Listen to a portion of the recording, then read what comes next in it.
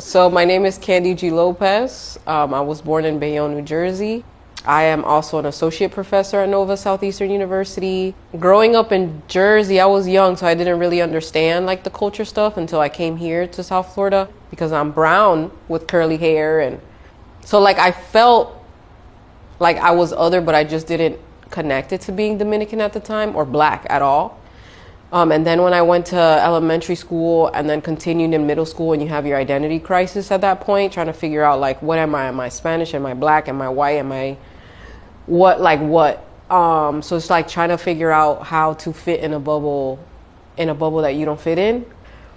So the Dominican part didn't like really, I didn't understand it until I would say undergrad, when I was like, oh, you get a Dominican blowout and you eat like this cultural foods. And even when I go to Dominican Republic, I'm considered American. So there's like that too.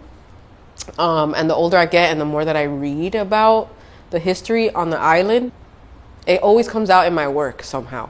I'm depicting people that look like me.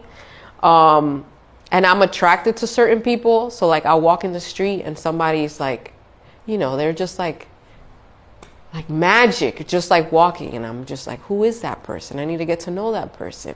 I choose people because they have like something that pulls me in. It could be like a hat or like the shoes or just like the whole thing. A lot of it has to do with body language. So I'm a people watcher. And I think that's like what I'm most passionate about, is people seeing themselves in spaces they normally wouldn't. Like that makes me really happy. Oh, that looks like my friend or whoever, or that looks like my cousin or my uncle. I love that, which is why they have names. Like they're all named. It's not like a nobody that's on the wall. Like that's a real person. Sometimes like I know what I want to depict and I know who I want to help me depict that message. So yeah, it's always like my choosing and figuring that out. So I think about those things and how, like it skipped my mom. My mom is I would say she's a chef, but she doesn't want to consider herself a chef. So she has that love. And then it like came to me, who's like making art out of the things that she used to like make clothes for us with, which is crazy.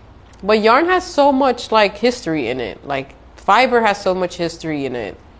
And there's so many generational connections in fiber too, because you think about your grandparents and what they make. Especially my grandma was a seamstress in Dominican Republic. So she used to, you know, cut up clothes and remake things and tailor. That was her way of surviving as a single mom of 6 kids in the Dominican Republic. You're like in a trance when you're making stuff, and you just like pick certain things, and it doesn't make sense like at the moment, and then all of a sudden you see it like a year later or whatever. You're just like, oh, that's why I picked that thing. So a lot of times that happens. I try for it to have meaning when I'm making the work. And sometimes what I think it is, it's not. And somebody else will point it out and I'm like, that's what I was experiencing at the moment, you know? You have to take responsibility for the images that you're making. That's another thing I learned in grad school. There was a lot of reading about race, which is extremely heavy. But it really helps the symbolism within the work too.